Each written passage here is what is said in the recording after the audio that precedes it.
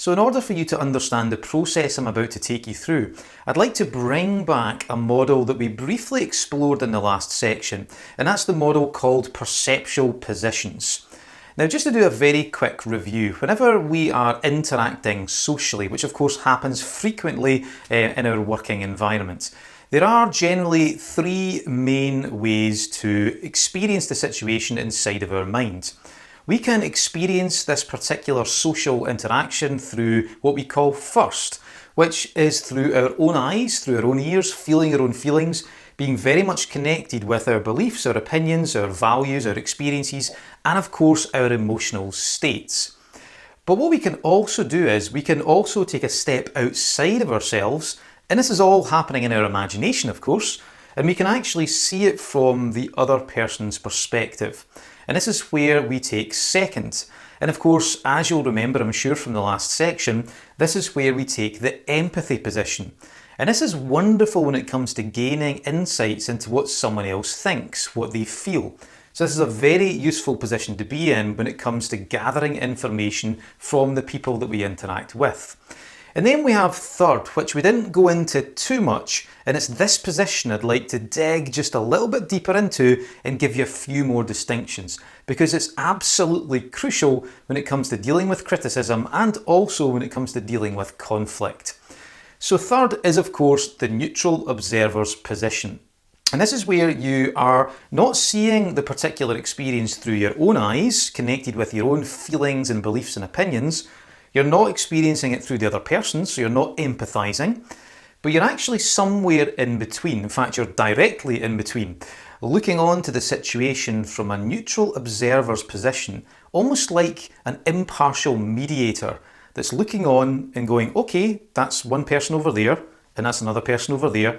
They're having some sort of discussion, they're criticizing them, they're saying various different things, and you're not really making judgment. You're simply just observing from that place of impartiality, that neutral place of being an observer.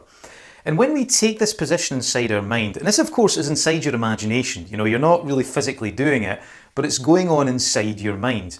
And when we take this position, all of a sudden, new information becomes available to us. Because when we're being criticised, often it can hurt because we are in first. So actually when we step out into third, we can start to see it from a different perspective, get some distance, and all of a sudden new insights, new information becomes available to us. So this is a crucial position, and I would say there are two main benefits to being able to get a clean third inside your imagination, or as the Irish fellow who I did one of my training courses with said, a clean turd, which actually means something very different where I live. So there are two main advantages to this position. The first is that it allows you to lessen the emotional intensity. Of course, when we're being criticised, it can be emotionally intense because it hurts us. It conflicts with who we believe that we are. So when you step into third, it allows us to dampen and really take away that emotional intensity, almost to the point where it disappears completely.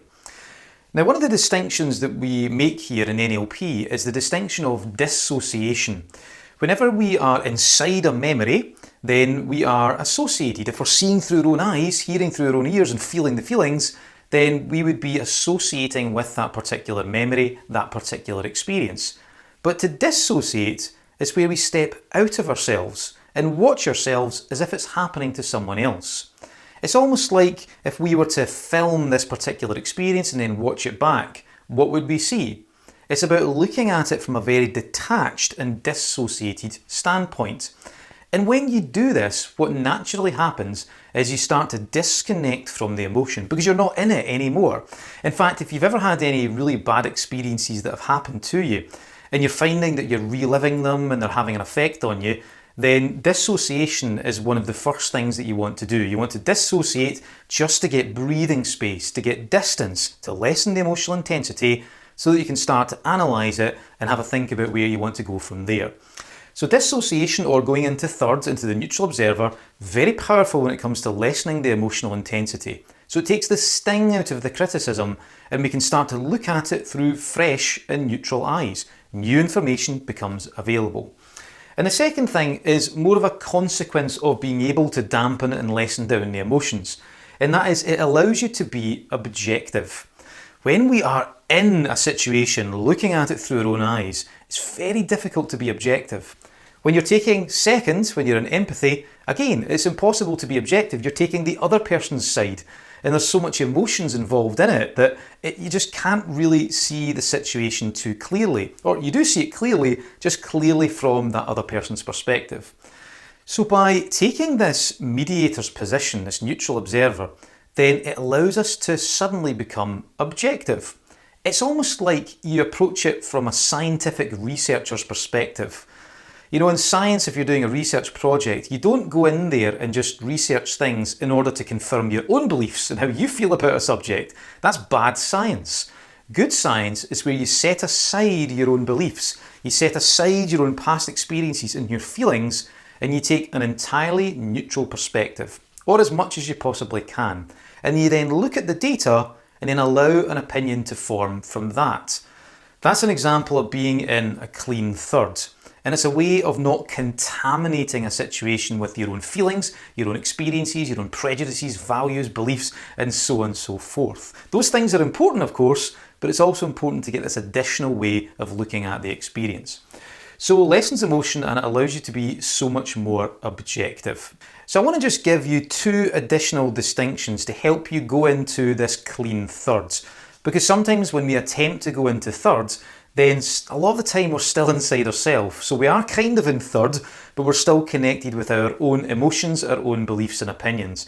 Or if we're empathizing too much, we're still connected with the other person. So I want to just give you a couple of distinctions that I have found have really made a difference to make this third position really clean and really powerful. So the first is that when you go into this inside your imagination, so you'll see yourself on one side and the person who's criticizing you on the other. You want to get into a position where you are equidistant inside your mind, inside your imagination. So you're not nearer one person or the other. Because if you are nearer one person than the other, I don't know if you can guess what will happen. You'll actually start to side more with them. If you've ever heard people say that, can you side with me? Then that's kind of what happens inside your imagination. If you're too close with them, you're then going to pick up more on their emotional states. So you want to be equidistant, and when you do, it's almost like you slot into this space when you take on board that neutral observer's perspective. What you also want to add in is inside your mind, you want to be, as much as you possibly can, at eye level with both of the different parties. The person being criticised and the person who is dealing the criticism. The reason being, if you are above the two people looking down, then this can often be the judgmental position. It's almost like God looking down and judging thou. Same thing can happen inside your mind. When we are looking down on someone, we can start to make some judgments. So again, we're bringing emotion into it. Whereas you also don't want to be below them, so you're kind of looking up from beneath the eye level, because that's often the subordinate position, when you're looking up to someone, when you admire someone or you feel threatened by them. So when you do that, you're obviously going to contaminate the information too. So you want to be equidistant as much as you possibly can, and also at eye level. And those are the two main distinctions when it comes to getting a really clean third, so that you can honestly play this through from a neutral observer's perspective. Now that's quite a lot of information, so in the next video I want to give you a very quick experience of what it's like to go into third. So what I'd like you to do is to prepare some kind of experience that you've had in the past where you've been criticised. Now if you can't think of something offhand, then you could pick some scenario where you've experienced conflict. Preferably in the workplace, but again if you're struggling, then you can pick any scenario that involves some aspect of criticism or some aspect of conflict.